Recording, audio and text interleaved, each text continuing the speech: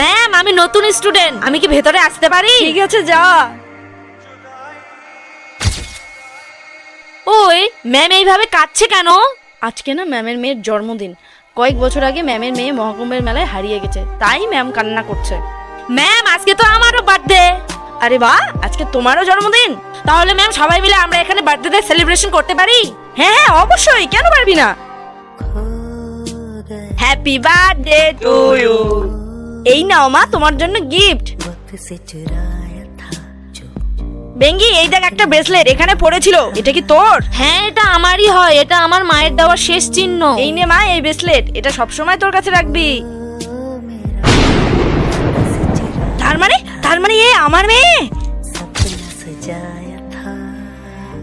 जदरिया जीनी रे जीनी जदरिया